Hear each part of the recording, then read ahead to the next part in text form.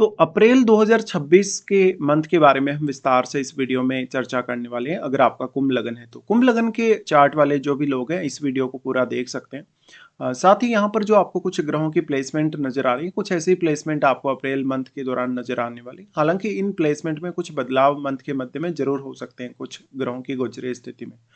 तो यहाँ पे जो ग्रहों की प्लेसमेंट है कुछ ये अप्रैल के हिसाब से ही आपको दिखाई गई है। और यहाँ पर कौन कौन से ग्रह हैं जो आपकी लाइफ पर बहुत मेजर इंपैक्ट डालेंगे इसकी भी हम चर्चा करेंगे और गोचरीय स्थितियों की भी हम चर्चा करेंगे इस वीडियो में।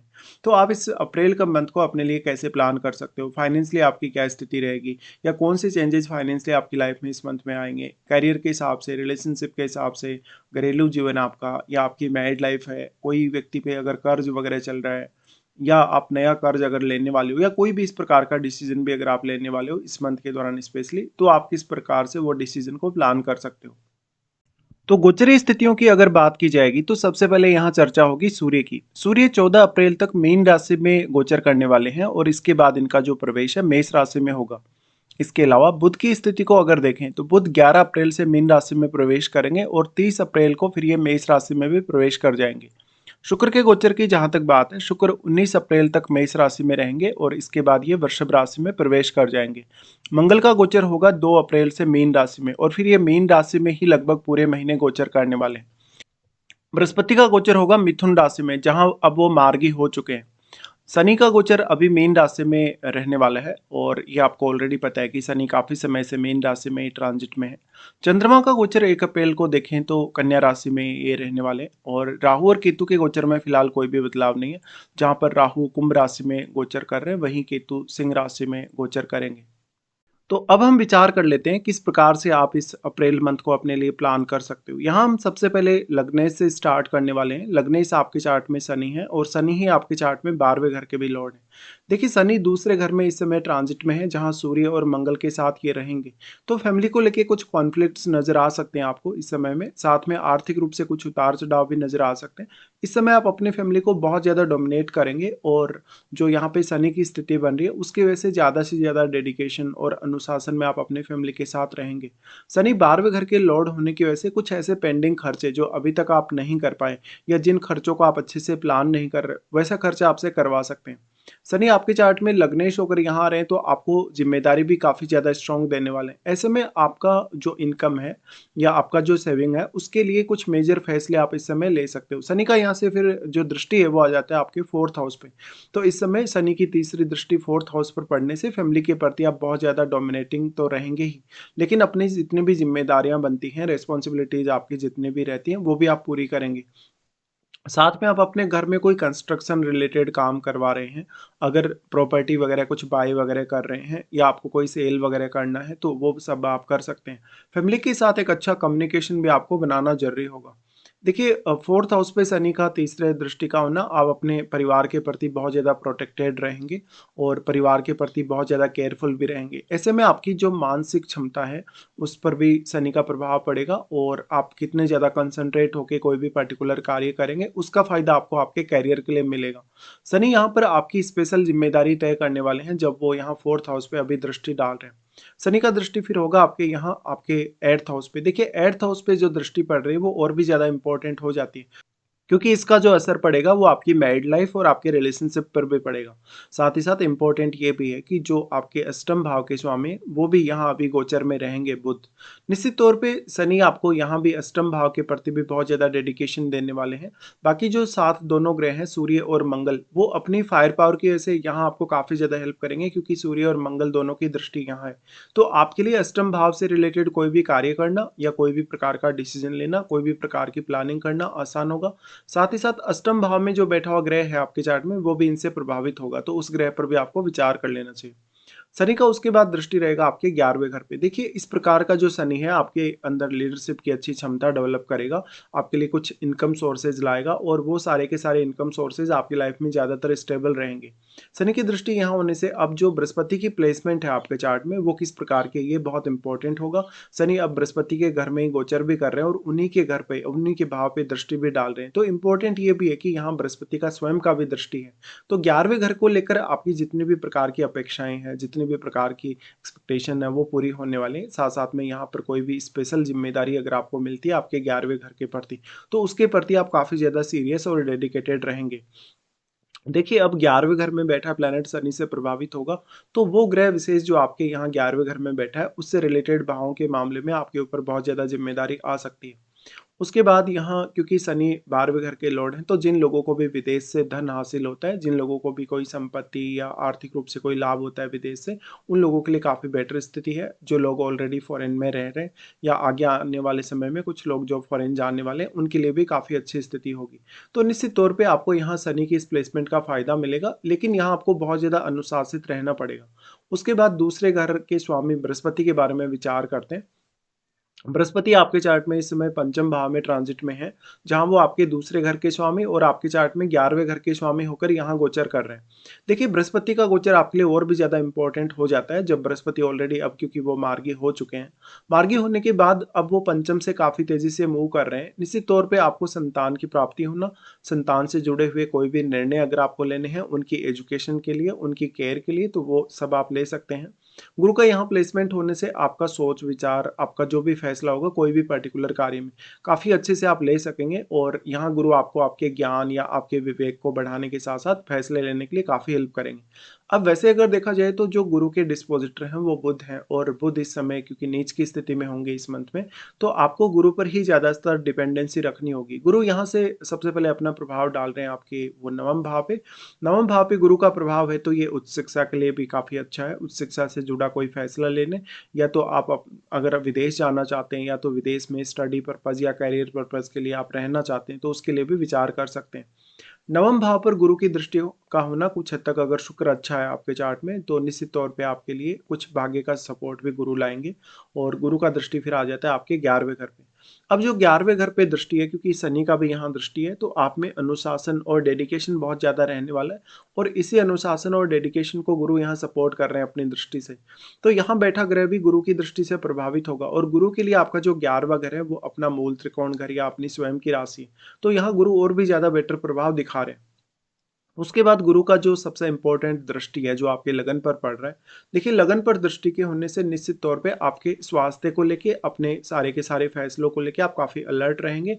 यहाँ राहु ट्रांजिट कर रहे हैं, तो मेनली गुरु भी उन लोगों को ज़्यादा हेल्प करेंगे जिनका कुछ फॉरेन कनेक्शन है या जो लोग फॉरेन में सेटल्ड हैं। अब गुरु के यहाँ प्रभाव की वजह से राहु के जो रिजल्ट है वो बहुत ज़्यादा आपके फेवर में होने के चांसेस हैं। साथ साथ में जो लगन में बैठा कोई अन्य ग्रह आपके जन्म के समय का, उस पर भी विचार करिएगा। इस प्रकार का गुरु आपको काफ़ी स्मार्ट बनाएगा, काफ़ी विवेकशील और बुद्धिमान बनाएगा। आप स्पेशली अपने धन से जुड़े, अपनी एजुकेशन से जुड़े फैसले काफ़ी अच्छे से ले सकेंगे। इस प्रकार का गुरु आपके नेम फेम को भी बढ़ाएगा, लोगों से आपको अच्छी कनेक्टिविटी भी देगा। उसके बाद यहाँ गुरु जो दृष्टि डाल रहे हैं उसकी वजह से आपको बिजनेस वगैरह करने या किसी भी तरीके का कोई बड़ा फैसला लेने के लिए भी सपोर्ट करेंगे। उसके बाद देख लेते हैं मंगल को। मंगल आपके चार्ट में तीसरे घर के स्वामी और आपके 10वें घर के लॉर्ड हैं। मंगल इस समय ट्रांजिट में रहेंगे आपके दूसरे घर में, और लगभग पूरे महीने वो यहाँ ट्रांजिट करेंगे। मंगल का गोचर अगर देखा जाए तो 2 अप्रैल से ही वो मीन में आ रहे हैं। देखिए, 2 अप्रैल से इनका मीन में आना और मीन में इनका ट्रांजिट करना निश्चित तौर पे आपको काफ़ी फेवर करेगा, जब वो आपके तीसरे घर के लॉर्ड हैं। हालांकि शनि भी यहाँ को काफ़ी ज़्यादा डेडिकेशन देने वाले हैं, बट मंगल की फायरी एनर्जी की वजह से लगभग हर ऐसा काम जो आपके लिए इम्पॉसिबल आपको नजर आता है वो भी आप कर पाएंगे। मंगल थर्ड लॉर्ड होने की वजह से फैमिली के साथ आपके रिलेशन बहुत मैटर करेंगे। फैमिली को यहाँ आप काफ़ी ज़्यादा प्रोटेक्ट करेंगे। धन और संपत्ति संबंधी मामलों में भी मंगल का ये प्रभाव आपको देखने को मिलेगा। मंगल आपके चार्ट में अब 10वें घर के लॉर्ड हैं। 10वें घर के लॉर्ड होने की वजह से इस बात की संभावना काफ़ी ज़्यादा बढ़ जाएगी कि आप अपने कैरियर रिलेटेड कौन कौन से ऐसे डिसीजन इस समय लेने वाले हैं जो कि आपके लिए बहुत ज़्यादा इंपॉर्टेंट हो सकते हैं। मंगल का यहाँ से प्रभाव सबसे पहले होगा आपके पंचम घर पर, जहाँ पर वो गुरु पर ही दृष्टि डाल रहे हैं, और क्योंकि वो मंगल गुरु के ही घर में ट्रांजिट भी कर रहे हैं, इसलिए मंगल का प्रभाव गुरु पर होने से गुरु और भी ज्यादा यहाँ एक्टिवेट होंगे, तो आपको पंचम भाव के लिए भी मंगल की हेल्प मिलेगी। साथ ही साथ यहाँ जो इनका प्रभाव है आपके अष्टम भाव पे, तो अष्टम भाव के थ्रू धन संपत्ति हासिल होने, अष्टम भाव के थ्रू कोई भी प्रकार का अगर आप कार्य कर रहे हैं तो उसमें व्यवधान नहीं होगा। साथ साथ में अष्टम भाव के थ्रू धन संपत्ति के साथ साथ आपको ज्ञान हासिल करने या ऐसा कोई जासूसी से रिलेटेड कार्य करने में मदद मिल पाएगी। उसके बाद मंगल का दृष्टि आ जाता है आपके नवम घर पे। नवम घर पे मंगल का दृष्टि बहुत ही इंपॉर्टेंट है, जहां वो आपके भाग्य को जगाने का भी पूरा कोशिश करेंगे, और क्योंकि गुरु का भी दृष्टि यहाँ है, तो उच्च शिक्षा के लिए या विदेश यात्रा करने या किसी दूसरे स्टेट की यात्रा करने के लिए आपकी जो भी प्लानिंग है वो आपके फेवर में होगी। उसके बाद शुक्र को देखते हैं। शुक्र आपके 4th लॉर्ड और आपके चार्ट में 9th लॉर्ड है। शुक्र के ट्रांजिट को देखें तो वो अभी आपके 3rd हाउस में होंगे। शुक्र का 3rd हाउस का जो ट्रांजिट है, देखिए 19 अप्रैल तक ये यहाँ रहेंगे। देखिए 3rd हाउस का शुक्र है तो आपको बहुत ही क्रिएटिव बनाएगा। बुध के साथ ये रहेंगे, हालांकि बुध बहुत लेट आएंगे यहाँ पर, बट निश्चित तौर पे शुक्र का ट्रांजिट आपको बहुत ज़्यादा हेल्प करेगा। और शुक्र 3rd हाउस में आ रहे हैं तो अपनी खुद का जो एफर्ट है, खुद का जो टैलेंट है, उस पर ज़्यादा से ज़्यादा ध्यान दीजिए। ऐसा शुक्र आपको घूमने फिरने, ऐशो आराम करने के लिए भी काफ़ी प्रेरित करेगा। और क्योंकि 4th लॉर्ड होने की वजह से इस समय आप अपने खुद के एफर्ट से अपने फैमिली की रिक्वायरमेंट्स को पूरा कर सकेंगे। शुक्र का दृष्टि फिर आ जाता है अपने ही घर पे। अपने घर पे शुक्र दृष्टि डालेंगे तो आपको जो फॉरेन कल्चर है या जो अदर स्टेट का कल्चर है उसके साथ अच्छा समायोजन देंगे। इसके साथ साथ क्योंकि शुक्र लॉर्ड हैं यहाँ पर 9th हाउस के, 9th हाउस के लॉर्ड होने की वजह से 9th हाउस से जुड़ा हुआ कोई भी प्रकार का क्रिएटिव वर्क करना, 9th हाउस से जुड़ा हुआ किसी भी प्रकार का अन्य कार्य करने में भी आपको मदद मिल पाएगी। उसके बाद शुक्र का जो ट्रांजिट होने वाला है, आपके 4th हाउस में शुक्र आ जाएंगे। शुक्र का ये वाला जो ट्रांजिट होगा 19 अप्रैल के बाद होगा। देखिए 19 अप्रैल के बाद आप अपने डोमेस्टिक मामलों पर ज़्यादा ध्यान देंगे और करियर पर भी। ऐसा शुक्र आपको धन, लग्जरी, ऐशो आराम के हिसाब से बहुत अच्छा साबित होगा। शुक्र का दृष्टि आपके 10th हाउस पर भी होगा, जहाँ पर करियर के लिए भी शुक्र आपको काफ़ी सपोर्ट करेंगे। उसके बाद यहाँ देख लेते हैं बुध की स्थिति को। बुध आपके चार्ट में पंचम घर के स्वामी और आपके अष्टम घर के स्वामी बनते हैं। बुध फिलहाल मीन राशि में ट्रांजिट में रहेंगे, जहां पर लगभग वो 11 अप्रैल से आ रहे हैं मीन राशि में। 11 अप्रैल से जब ये मीन राशि में आ जाएंगे, यहाँ अब आपको ये देखना पड़ेगा कि यहाँ कौन कौन से अन्य ग्रहों का दृष्टि है, क्योंकि वैसे तो सूर्य और मंगल का साथ यहाँ बुध को मिल रहा है आपके चार्ट में, और शनि का साथ भी मिल रहा है, बट बुध स्वयं यहाँ नीच की स्थिति में होंगे। तो निश्चित तौर पे आपको यहाँ जो फैसले लेने हैं फैमिली रिलेटेड, धन संपत्ति रिलेटेड, उनमें बाकी ग्रह आपको मदद कर ही रहे हैं। और गुरु के घर में आ रहे हैं बुध, तो निश्चित तौर पे गुरु जो है वो बुध के घर में तो राशि परिवर्तन योग भी बन रहा है, जो कि आपके लिए काफ़ी अच्छा साबित हो रहा है। बुध का दृष्टि यहाँ अष्टम पर होगा, तो अपने भाव पे जो उनकी दृष्टि है यहाँ, वो आपको ज़्यादा से ज़्यादा सपोर्ट कर पाएगी दृष्टि। तो आपके लिए रिसर्च करना, अकल्ट से जुड़ा हुआ कोई कार्य करना, कोई भी जासूसी से रिलेटेड कार्य करना, टेक्निकल कार्य करना काफ़ी आसान हो सकता है। बुध यहाँ अब आपके चार्ट में देखा जाए तो, क्योंकि स्वयं अष्टमेश है, तो अष्टम भाव से आपको कुछ आर्थिक रूप से फायदा मिलना चाहिए, और आपका ज्ञान और ज्ञान के रूप में आपका जो अनुभव है वो भी काफ़ी ज़्यादा बढ़ना चाहिए। उसके बाद बुध का यहाँ राशि परिवर्तन हो जाएगा और वो आपके 3rd हाउस में आ जाएंगे। 3rd हाउस में हालांकि ये लगभग लेट आएंगे काफ़ी ज़्यादा, 30 अप्रैल को इनका प्रवेश होगा मेष राशि में। मेष राशि में प्रवेश के बाद बुध आपको और भी ज़्यादा कम्युनिकेशन को इफेक्टिव बना देंगे। आपकी मेहनत, आपका डेडिकेशन और भी ज़्यादा बढ़ जाएगा किसी भी पर्टिकुलर काम के प्रति। आप अपने माइंड से, अपने फिजिकल तौर पे बहुत ज़्यादा एक्टिव भी बन जाएंगे। निश्चित तौर पे इस प्रकार का बुध आपको काफ़ी ज़्यादा हेल्प करेगा आपके करियर के लिए भी, और आपके लॉन्ग डिस्टेंस टूर करने के लिए भी, और हायर स्टडीज़ के लिए भी, क्योंकि इनका दृष्टि आपके 9वें भाव पे होगा। उसके बाद देखते हैं चंद्रमा को। चंद्रमा आपके छठे घर के स्वामी। स्टार्टिंग में चंद्रमा का गोचर आपके अष्टम में रहेगा, जहां पर आपके आर्थिक रूप से कुछ बड़े फैसले प्रभावित हो सकते हैं चंद्रमा के इस गोचर से। आपको जीवन साथी या जीवन साथी की फैमिली से अचानक कोई धन या संपत्ति के रूप में मदद मिल सकती है। ये अलग चीज़ है कि आपको उससे कितना ज़्यादा सेटिस्फेक्शन मिलेगा, या अगर आपका मैरिड लाइफ में कुछ इश्यू चल रहा है तो आपके जो इन लॉज हैं उनके साथ आप बात करके वो अपना जो सोल्यूशन है आप ले सकते हैं। चंद्रमा यहाँ है तो आपके मन को बहुत ज़्यादा डीप बनाने वाले हैं। आपको किसी भी पर्टिकुलर विषय के प्रति बहुत ज़्यादा गहराई से सोचने का मौका मिलेगा। चंद्रमा यहाँ अब सूर्य से, शनि से और मंगल से प्रभावित है। निश्चित तौर पे यहाँ पर आपको उतना ज़्यादा स्ट्रेस और एंग्जाइटी नहीं लेना चाहिए। चंद्रमा फिर जा रहे हैं 3 और 4 तारीख को आपके 9वें भाव में। 9वें भाव में इनके जाने से आपका जो फोकस है कामों पर वो बहुत ज़्यादा बढ़ जाएगा। थोड़े से आप चंचल बनेंगे। 3rd हाउस पर इनकी दृष्टि रहेगी, तो आपके कम्युनिकेशन में भी चंद्रमा काफ़ी हेल्प करेंगे। उसके बाद चंद्रमा आपके 10th हाउस में चले जाएंगे, जहाँ पर वो स्वयं नीच की स्थिति में होंगे। ये समय आपके लिए करियर को लेकर बहुत ज़्यादा चिंता वाला हो सकता है। आप काफ़ी स्ट्रेस में अपने आप को फील कर सकते हैं। उसके बाद सूर्य पर विचार करने वाले हैं। सूर्य सप्तम घर के स्वामी और आपके चार्ट में दूसरे घर में ट्रांजिट में रहेंगे, जहां पर वो शनि और मंगल के साथ भी रहेंगे। देखिए सूर्य 2nd हाउस में आने का मतलब है आप अपनी फैमिली पर अपना डोमिनेंस साबित करेंगे। फैमिली को अपनी बातों से, अपने व्यवहार से काफ़ी ज़्यादा प्रभावित कर सकेंगे। फैमिली मेम्बर्स को बहुत ज़्यादा डिसिप्लिन में आप रख सकेंगे।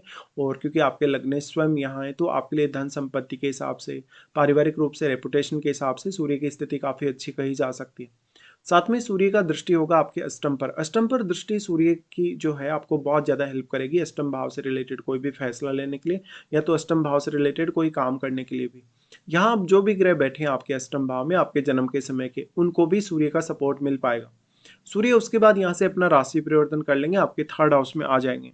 थर्ड हाउस में इनका जो राशि परिवर्तन होने वाला है 14 अप्रैल से ये आ रहे हैं। 14 अप्रैल के बाद निश्चित तौर पे आपके लिए छोटी यात्राओं से जुड़ा कोई कार्य है, कोई लंबी दूरी की यात्रा हो, विदेश यात्रा हो, हायर स्टडीज को लेके कोई भी यात्रा हो, या जीवन में आपको कोई बहुत बड़ा रिस्क लेना है, जीवन में कोई बहुत बड़ा आपको कड़ा फैसला लेना है अपने लिए, तो उसके लिए आप प्लान कर सकेंगे। निश्चित तौर पे इस प्रकार का जो सूर्य होगा वो ज़्यादा से ज़्यादा आप में डेडिकेशन लाएगा और आपको काफ़ी ज़्यादा हेल्प करेगा।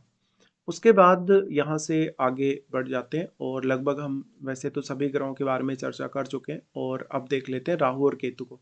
राहु फिलहाल आपके लगन में ही ट्रांजिट में है और जब क्योंकि शनि अभी मीन राशि में ट्रांजिट कर रहे हैं तो अभी भी आप विदेश जाना चाहें, विदेश में इवन सेटलमेंट के लिए प्लान कर रहे हैं और अगर आपके लगन में पहले से अगर जन्म के समय के राहु बैठे हों, राहु 12वें घर में बैठे हों, इवन राहु 4th हाउस में बैठे हों, 6th में बैठे हों, या फिर राहु का किसी भी तरीके से दृष्टि हो आपके 12वें घर पे, तो निश्चित तौर पे आपके लगन या 12वें घर पे दृष्टि हो तो इस समय आप विदेश के लिए प्लान अवश्य कर सकते हैं।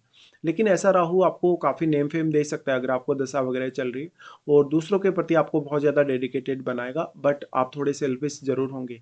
शनि का लगन होने की वजह से अगर आपका शनि बहुत वेल प्लेस्ड है आपके चार्ट में तो राहु बहुत अच्छे प्रभाव दिखाने वाले हैं, बट ऐसा राहु रिश्तों को लेकर उतना अच्छा साबित नहीं होने वाला है। केतु आपके सप्तम भाव में अभी भी ट्रांजिट में रहेंगे, तो जिन लोगों को मैरिड लाइफ में कुछ इश्यूज आ रहे हैं, जिनको अपने बिजनेस या पार्टनरशिप वगैरह में कुछ इश्यूज आ रहे हैं, उनके लिए अभी भी थोड़ा सा खराब समय रहेगा। हालांकि जो बाकी अन्य ग्रह हैं वही आपको अब यहाँ मदद कर सकते हैं। उसके बाद हम देखेंगे कौन कौन से आपके लिए इस मंथ में अच्छे दिन निकल के आ रहे हैं और कौन कौन से आपके लिए कुछ खराब दिन भी इस मंथ में आने वाले हैं। सबसे पहले अच्छे दिनों की बात करते हैं जिनमें से आपको 3, 4, 8, 9 और 19 से 23 तारीख तक ये दिन काफ़ी अच्छे देखने को मिलेंगे। इन दिनों में आप अपना कोई भी स्पेसिफिक प्लान जो करने वाले हैं किसी भी पर्टिकुलर कार्य के लिए वो कर सकते हैं। उसके बाद देखेंगे कौन कौन से आपके लिए कुछ खराब दिन आने वाले हैं जब चंद्रमा का गोचर कर्क राशि में होगा। 23 और 24 को आप बहुत ज़्यादा स्ट्रेस में अपने आप को फील करेंगे, आपके ऊपर जिम्मेदारी बहुत ज़्यादा होगी, रिस्पॉन्सिबिलिटी ज़्यादा होने की वजह से हो सकता है आप अपने रूटीन को बहुत अच्छे से मैनेज ना कर पाएँ। आपकी फिजिकल एफर्ट के साथ साथ आपका जो शारीरिक क्षमता है, आपका जो कहीं ना कहीं शारीरिक क्षमता के साथ साथ जो आपकी मानसिक क्षमता है उसका रोल आपके कार्यों में बहुत इंपॉर्टेंट होगा 23 और 24 तारीख को। उसके बाद चंद्रमा जब आपके अष्टम में ट्रांजिट करेंगे 1, 2, 28 और 29 तारीख, ये 4 दिन के लिए ऐसी स्थिति बनेगी। इस दौरान आपके आर्थिक रूप से कुछ लाइफ में बड़े उतार चढ़ाव आ सकते हैं। इन 4 दिनों के दौरान मुख्य रूप से आप अपनी फैमिली और अपने जो जीवन साथी है उनके बीच में एक अच्छा रिलेशनशिप अगर स्थापित करके काम करें तो ज़्यादा अच्छा है और सेहत को लेकर भी आपको थोड़ी सावधानी रखनी होगी। चंद्रमा का गोचर जब कैप्रिकॉर्न में होगा यानी आपके 12वें घर में, तो ये समय में कुछ गलत फैसला होना या तो फैसला लेते हुए बहुत ज़्यादा आपको समय लग जाना ऐसा संभावित है, तो आपको इन दिनों पर थोड़ा विशेष फोकस करके चलना चाहिए। फिलहाल हम पूरा डिस्कशन यहाँ कर चुके हैं। आपको वीडियो देखने के लिए धन्यवाद।